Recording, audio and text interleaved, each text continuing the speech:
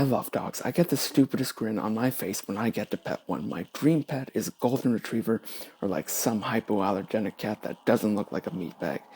That said, I feel like media has this tendency to really abuse the whole dog dies or dog comes to harm thing to get pretty predictable, cheap, emotional, hyperbolic reactions. Obviously, a spoiler warning, if I talk about a series here, that just means a dog dies in it. I was gonna list them out, but all of that would have been an instant spoiler warning, so who cares? What I want is media that actually puts effort into the dog as a character, or at least really expanding and focusing on the relationship between the dog and the owner. Basically, I just really want an actual reason to get invested into the dog in this story for a reason that goes beyond it's a dog, it's cute. Lady in Game of Thrones is a great example to me of doing so for the sake of story and for character development. It serves as this early separation of Sansa from the Starks. It serves as a really early disillusionment from royalty, even though it still takes a while for her to really come to terms with it. And just in general has really interesting character ramifications for the rest of her story moving forward. Or take games. Games give you the really interesting perspective of you're the one that gets to do the bonding, therefore you're the one that dictates how connected you feel to this partner. Take Fable 2, for instance, a game where you literally change throughout the entire thing. You're growing up alongside your companion, your inconsistent, kind of buggy companion. When they die protecting you at the end of the game, it at least means something, because that was your bond that you developed throughout the game. There's actually something there, and I know plenty of people, just because of that, choose to revive the dog over the endgame good or evil decisions. Reviving the dog is the neutral choice that the game presents you, unless you choose evil. In which case, you choose to revive the dog no matter what, because the evil choice for Fable 2 is objectively stupid and, ironically, worthless. To me, those examples actually make an effort in order to get me invested into the dog as a character, because that's the point to me over everything else. It's that in the story, the dog is a character. They're not my pet, they're not anyone else's pet. Just because they're cute doesn't mean anything. They're a character. Dogs are cute, but that's not like a character trait, or at least one that your entire character should be based off of. In One Piece, Chopper's character fell down the drain when being cute became his main thing. Dogs gotta be more than cute.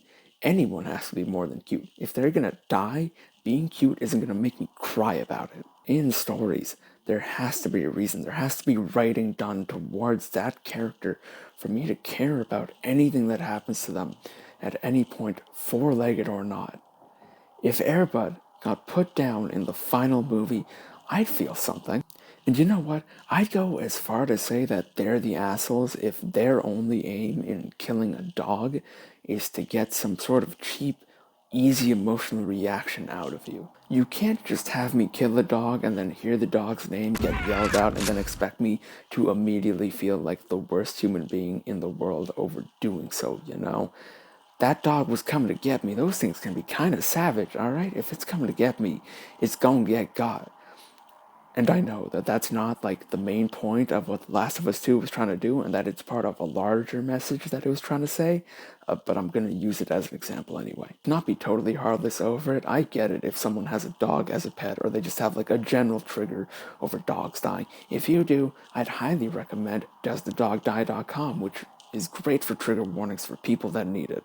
This also isn't an, oh my god, people are so stupid. Humans die in movies all the time, and you don't feel anything about that. Of course they don't. The filmmakers don't. People dying in movies is automatically trivialized. It happens constantly. If the filmmaker's intent isn't to make you feel something, you're not going to feel anything. It does not matter if people die in movies unless they're legitimately important characters. You can't be expected to cry in every apocalypse movie every single second during it. They trivialize it for a reason. Unlike dogs, where at least there's something more visceral about them dying. There's a shock to it because it's a lot rarer. I might not feel it, but I can at least see it. With people, they have to be something.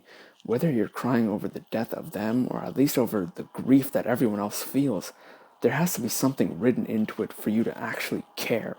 As I was writing this out, I thought I would have listed out a lot more things that have bad dog deaths in them, but then I explained why I think they're bad, and I just felt like it was redundant to list them out because you already know why they're bad, so who cares? I guess I made this because I feel like dogs, pets in general, but especially dogs, get such hyperbolic reactions online to just anything they do, you know? Good boys, fucking doggo, all that stuff just has such an insane fervor around it that I feel like no real discussions can happen about anything related to dogs online without getting those fervent reactions. I guess I just feel like it could maybe use some toning down just a bit. Your love for dogs, your dogs could use some toning down. I really tried to not come off like a dick in this video.